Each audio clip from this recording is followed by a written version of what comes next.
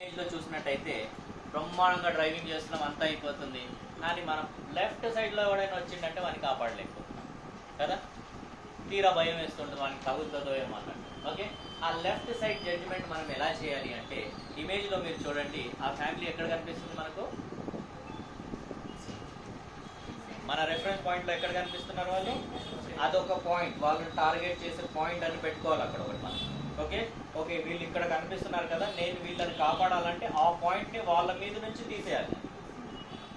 Okay, ఇప్పుడు for example అనుకుందాము, ఈ రెఫరెన్స్ పాయింట్లో ఈ గ్రీన్ డాట్ దగ్గర వాళ్ళు కనిపిస్తున్నారు.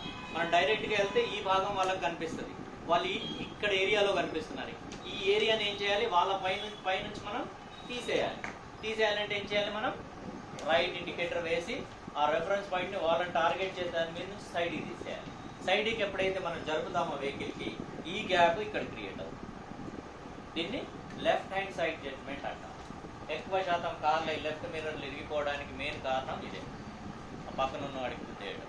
ఓకే, నెక్స్ట్ మనం చూసినట్టయితే డోర్ తీసే విధానం. డోర్ రాంగ్ తీస్తే దాన్ని డోరింగ్ అంటారు. దీనికి కూడా కేసు ఉంది. ఎవడైతే డోర్ తీసాడో ఆ డోర్ తీసే విధానాన్ని బట్టి అతని ప్రాణాలు కనుక పోతే ఆ డోరింగ్ కేసు పైన బుక్ చేసేసి జైల్లో పంపించే ఛాన్సెస్ ఉంటాయి, ఎందుకంటే మనం ఒక ప్రాణాలు తీసాం కాబట్టి. సో ఏం చేయాలి మనం ఇక్కడ అంటే, డోర్ తీసే విధానం తెలుసుకోవాలి ఫస్ట్. మేడ్చల్లో ఇలాగే ఈ టాటా ఏసీ ఏదైతే కార్స్ ఉన్నాయో, ఈ ఆటోలు ఉన్నాయి కదా, ఇది వైట్ కలర్ ఆటోస్ ఉంటాయి కదా, వాడు ఏం చేశాడు, డోర్ ఇలా ఓపెన్ చేసేసాడు. అది పరిగెత్తుకుంటూ వెళ్ళి పక్కన ఒక ఫ్యామిలీ వస్తుంది, ఫ్యామిలీని తగిలి వాళ్ళిద్దరు పడిపోయారు. అప్పుడే టిప్పర్ వచ్చింది, వాళ్ళ పైనుంచి వెళ్ళిపోయింది, ఇద్దరు చనిపోయారు. అది ఎందుకు జరిగింది? ఒక చిన్న మిస్టేక్. ఆ డ్రైవర్కి కనుక డోర్ తీసే విధానం తెలుసుంటే ఆ ప్రాణాలు పోయేవి కదా. చిన్న చిన్న మిస్టేక్స్ వల్ల పెద్ద పెద్ద రోడ్ యాక్సిడెంట్ జరుగుతాయి. అయితే జనరల్గా మనం ఏం చేస్తాము, డోర్ ఓపెన్ చేయాలంటే బండి ఆఫ్ చేసి ఇలా డోర్, అది డోర్ ఇలా ఓపెన్ చేయాలంటే పరిగెత్తుకుంటూ వెళ్ళిపోతుంది. అది వెళ్ళకూడదంటే మనము రైట్ హ్యాండ్తో హ్యాండిల్ని హోల్డ్ చేసి లెఫ్ట్ హ్యాండ్తో డోర్ ఓపెన్ చేయాలి. రైట్ హ్యాండ్తో ఇలా చూడండి, మనం ఇలా కూర్చొని ఉన్నాం కదా, రైట్ హ్యాండ్తో దీన్ని హోల్డ్ చేసి ఇలా మీరు ఎప్పుడైతే తిరుగుతారో రైట్ షోల్డర్లో నుంచి 90 degrees మీకు కనిపిస్తుంది. వెనకాల ఈ డోర్లో నుంచి కూడా కనిపిస్తుంది కదా. ఇక్కడ నుంచి మీరు తిరిగి ఎప్పుడైతే చూస్తారో ఈ మిర్రర్లో నుంచి వెనకాల నుంచి సైడ్ నుంచి ఎవరు వస్తున్నారో కనిపిస్తారు.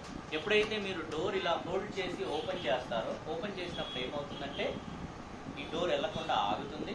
అండ్ డోర్లో మీరు చూసినట్టయితే ఎన్ని స్టెప్స్ ఉంటాయి? 2 స్టెప్స్ ఉంటాయి. డోర్లో 2 స్టెప్స్, 1 and 2. మనం దిగడానికి ఫస్ట్ స్టెప్, సెకండ్ స్టెప్ కాదు. సెకండ్ స్టెప్ దేనికి? అందులో ఉన్న ఆ సీట్లు అవన్నీ బయటికి తీసి క్లీన్ చేయడానికి. సో కంపెనీ వాడు ఇచ్చింది మనం ఫస్ట్ స్టెప్లో నుంచి దిగాలి. ఫస్ట్ స్టెప్లో నుంచి మనం దిగాలంటే చూడండి, 90 degrees మీరు ఇలా తిరిగారా, ఓకే, సగం బాడీ మనది టర్న్ అయిపోయింది. ఆ తర్వాత రైట్ లెగ్ బయటికి తీసి ఈ విధంగా క్రాస్గా మనం దిగాలి. డోర్ ఇది అలవాటు చేసుకోవాలి. కానీ మన దగ్గర ఫస్ట్ స్టెప్లు వేస్తారు, ఆ తర్వాత డోర్ తీసేస్తారు, ఆ తర్వాత మహారాజు దిగినట్టు తీస్తారు. రాంగ్, తప్పదు. ఫస్ట్ స్టెప్లో నుంచే తీయాలి. ఓకే, నెక్స్ట్ మనము ఇండియాలో ఉంటున్నాం కాబట్టి ఎవడైనా ఇలా అన్నాడంటే ఎక్కించుకొని వెళ్ళిపోవడమే. వాడు ఎలాంటి వాడు ఏంటిది ఏం లేదు. దీనికి ఏంటంటే గుర్తుపెట్టుకోండి, అన్నోన్ పర్సన్కి లిఫ్ట్ ఇవ్వకూడదు. 192/66 ఈ సెక్షన్ ఉంది. ఈ సెక్షన్ కింద మనకు కేసు బుక్ చేసేసి మన వెహికల్ని సీజ్ చేసే ఛాన్సెస్ ఉంటాయి, మనకు కూడా లోపల పంపించేస్తారు. అయితే మనం ఇక్కడ చూసినట్టయితే అన్నోన్ పర్సన్కి ఎందుకు లిఫ్ట్ ఇవ్వకూడదు? మీరు ప్రూఫ్ చేయగలుగుతారు, ఇతను నా రిలేటివ్ లేదా మా ఫ్యామిలీ మెంబర్ అంటేనే లిఫ్ట్ ఇవ్వాలి, లేదంటే అన్నోన్ పర్సన్కి ఎవరికి లిఫ్ట్ ఇవ్వదు.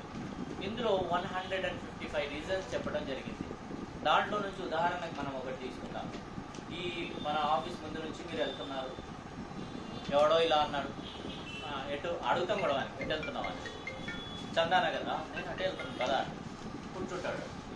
విజేత దగ్గరికి వెళ్ళిన తర్వాత పోలీస్ పికెట్ పెట్టారు, అన్ని బండి చెక్ చేస్తున్నారు, మీ బండి కూడా ఆపారు, మిమ్మల్ని పేపర్లు అడిగారు, అన్ని పేపర్స్ ఉన్నాయి మీ దగ్గర, మీ వెహికల్ని చెక్ చేశారు, బ్రహ్మాండంగా ఏమీ లేదు. నెక్స్ట్ ఎవరిది ఉంటుంది? వెనకాల కూర్చున్నాడు, వాడి దగ్గర బ్యాగ్ ఉంది, బ్యాగ్ని చెక్ చేశారు. చెక్ చేయగానే దాంట్లో ఈ మధ్యలో గాంజాయి కేసులు ఎక్కువ ఉన్నాయి. గాంజాయి ప్యాకెట్ దొరికింది, గన్ను దొరికింది, లేదా నైఫ్ ఏదో దొరికింది.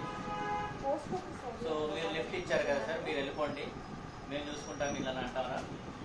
ఏమంటారు? చలో ఇద్దరికి తీసుకుని వెళ్ళిపోతారు. మీరు ప్రూవ్ చేయగలుగుతారా నేను లిఫ్ట్ ఇచ్చాననేసి? ఇద్దరు కలిసే ఉన్నారు. ఇలాంటి చాలా రీజన్స్ ఉన్నాయి. టూ వీలర్ యాక్సిడెంట్ జరిగినప్పుడు ఎక్కువ శాతం ఎవరు చనిపోతారు కదా? లిఫ్ట్ ఇచ్చినప్పుడు వెనకాల ఉంటాడా, ముందు ఉంటాడా? వెనకాల ఉంటాడు. అన్ఫార్చునేట్లీ చనిపోయాడు అనుకోండి, పంచనామా చేస్తారు, పోలీసు వాళ్ళు మిమ్మల్ని కూడా ఆపుతారు. వాళ్ళ ఫ్యామిలీ మెంబర్స్ వచ్చారు. ఆ ఫ్యామిలీ మెంబర్స్ వచ్చి, సార్ ఇతను మా రిలేటివ్ కాదు, మా ఫ్రెండ్, అతను వాళ్ళ ఫ్రెండ్ కూడా కాదు, ఇదేం యాక్సిడెంట్ కాదు, ఇది మర్డర్, మీరు ప్రూవ్ చేయగలుగుతారా? ఇలా 155 రీజన్స్ ఇవ్వడం జరిగింది. అన్నోన్ పర్సన్కి లిఫ్ట్ ఇవ్వకూడదు. కొని తెచ్చుకోవడం అనుకోండి, ఈ ప్రాబ్లమ్ని మనం కొని తెచ్చుకోవడం. ఈ మధ్యలో జరిగేది ఏం జరిగిందంటే, నా ముందు జరిగింది. మై హోమ్ దగ్గర పాపం అతను ఏం చేశాడు, మన దగ్గర అడ్మిషన్ తీసుకుంటేందుకు వస్తున్నాడు, మై హోమ్ గేట్లో నుంచి బయటకు వచ్చాడు. ఆ మధ్యలో ఎవడో ఇట్లా అన్నాడు, బ్యాగ్ కాలేజ్ బ్యాగ్ టై పెట్టుకొని ఉన్నాడు మహానుభావుడు. అతను ఇక్కడికి వచ్చి దిగి పైకి వచ్చేసి అడ్మిషన్ రాసేసి పర్స్ వెతుకుతున్నాడు, పర్స్ లేదు. ఖచ్చితంగా ఇంట్లో నుంచి పర్స్ తీసుకొని వచ్చాడు ఇక్కడ అడ్మిషన్ తీసుకోవడానికి. సో ఆ విషయం చెప్పండి, ఇలాంటివి కూడా జరుగుతుంది. సో ఇవన్నీ మనం కావాలనేసి మనం కొని తెచ్చుకోవడం. అయితే మనం ఎక్కడైతే ప్రూవ్ చేయగలుగుతాం, మన బ్రదరు, మన సిస్టర్, లేదా మన బ్లడ్ రిలేషన్, లేదా మనకు తెలిసిన వాళ్ళు, అలా అయితేనే ఇవ్వాలి. అన్నోన్ పర్సన్కి ఎవరికి లిఫ్ట్ ఇవ్వకూడదు. నెక్స్ట్ మనం చూస్తే ఇక్కడ మైల్ స్టోన్ చూపించడం జరిగింది. మైల్ స్టోన్స్కి మీరు చూసినట్టయితే, మైల్ స్టోన్లో ఈ జీపీఆర్ఎస్ని నమ్ముకొని మనం వెళ్ళామంటే ఏదో అడవిలో తీసుకెళ్ళి వదిలేస్తుంది, తర్వాత ఎంత ట్రై చేసినా మళ్ళీ కనెక్ట్ అవ్వదు కదా, దాన్ని నమ్మి ఎల్లో చెప్తుంది. ఈ జీపీఆర్ఎస్ రాకముందు ఒక స్టేట్ నుంచి ఇంకో స్టేట్కి కానీ, ఒకరి నుంచి ఒకరి ఊరికి వెళ్ళడానికి ఈ హెవీ డ్రైవర్స్ ఎవరైతే ఉండేవాళ్ళో వీళ్ళు ఇంతకుముందు ఏం చేసేవాళ్ళంటే ఈ మైల్ స్టోన్ని ఐడెంటిఫై చేసుకుంటూ ముందుకు వెళ్ళేవాళ్ళు. అంటే ఏ రోడ్లో మనం ప్రయాణం చేస్తున్నాము, ముందుకు వెళ్ళిన తర్వాత ఏముంటుంది ఏముండదు అనేసి ఐడెంటిఫై చేసేవాళ్ళు. ఇక్కడ మనం చూసినట్టయితే మైల్ స్టోన్ ఎక్కడుంటాయి? హైవేస్కి పక్కన ఉంటాయి. విజయవాడ 200 కిలోమీటర్లు లేదా బెంగళూరు ఎన్ని కిలోమీటర్లు రాసి ఉంటుంది. పైన కలర్ మారుతూ ఉంటుంది కానీ కింద వైటే ఉంటుంది కదా. ఇప్పుడు ఫస్ట్ మనం స్టోన్ తీసుకుందాము. ఇప్పుడు మనం ఒక ప్లేస్కి వెళ్తున్నాం, ఇంటి నుంచి బయలుదేరాం. ఫస్ట్ మనకు మైల్ స్టోన్ వచ్చింది, పైన ఎల్లో కింద వైట్ వచ్చింది. ఏ హైవేలో ఉన్నారు మీరు? నేషనల్ హైవేలో ఉన్నారు. బ్రహ్మాండం, ముందుకు వెళ్ళిపోతున్నాం. అలా ముందుకెళ్ళిన తర్వాత పైన గ్రీన్ వచ్చింది, కింద వైట్ ఉంది. ఎందులో వచ్చాము మనము? స్టేట్ హైవేలో వచ్చాము. బాగుంది, అలా ముందుకు వెళ్ళిపోతున్నాము. పైన బ్లూ, బ్లాక్ అండ్ వైట్ వచ్చింది. సో ఏ హైవేలో ఉన్నాము? ఇప్పుడే వచ్చింది ట్విస్ట్. ఇక ముందుకు వెళ్ళాము. ముందుకు వెళ్ళేసరికి స్టోన్ మారిపోయింది. ఏమొచ్చింది? ఆరెంజ్ వచ్చింది. ఇప్పుడు మీ కార్లో ఆయిల్ అయిపోతుంది, డీజిల్ అయిపోతుంది, ఫుడ్ కావాలి, వాటర్ లేదు. ఏం చేయాలి? ముందుకు వెళ్ళాలా?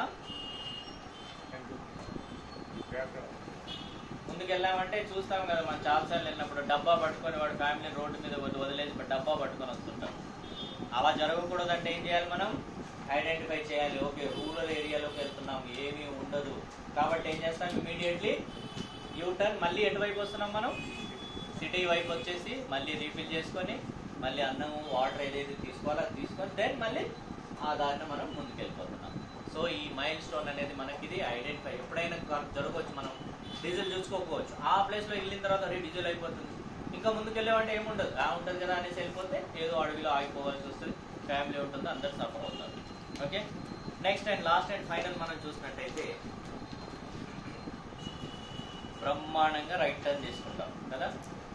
లెఫ్ట్ టర్న్ అనేసరికి మీకు ఇంటికి ఇతనైనా హెల్ప్ చేయాలి, ఎవరు ఇన్స్ట్రక్టర్ అయినా హెల్ప్ చేయాలి, లేదంటే భయపడి ఆగుతారు కదా, లేదంటే ముందుకు వెళ్ళేసి టర్న్ చేసేస్తారు. సో పర్ఫెక్ట్గా టర్న్ చేయాలి అంటే ఏ విధంగా టర్న్ చేయాలి? సో ఇక్కడ మనము ఒక చిన్నగా గుర్తుపెట్టుకోవాల్సింది ఏంటంటే, ఫార్ములా తెలియాలి. ఫస్ట్ ఫార్ములా తెలిస్తే మనం బ్రహ్మాండంగా వెహికల్ని భయం లేకుండా డ్రైవ్ చేయగలుగుతాం. ఇప్పుడు ఇది ఒక చౌరస్తా అనుకుందాం. ఓకే, ఇక్కడ ఇక్కడ మనం ఏం చేస్తున్నామంటే కార్ డ్రైవింగ్ చేసేటప్పుడు ఇక్కడ నుంచి ఏ టర్నింగ్ అయినా కానివ్వండి సేమ్ ఫార్ములా ఉంటుంది. ఇక్కడ నుంచి బ్లైండ్గా మనం టర్నింగ్ తీసుకుంటున్నాం కనిపిస్తుంది కాబట్టి కరెక్ట్గా తీసుకుంటాం, ఫార్ములా తెలియదు అయినా పర్ఫెక్ట్గా చేస్తున్నాం ఎందుకంటే రైట్ సైడ్ మొత్తం కనిపిస్తుంది కాబట్టి. ఇక లెఫ్ట్కి వచ్చేసరికి భయపడిపోతాము, లేదంటే ముందుకు వెళ్ళి ఇలా టర్న్ చేస్తాం, రాంగ్ సైడ్లో వెళ్ళి టర్న్ చేస్తాం.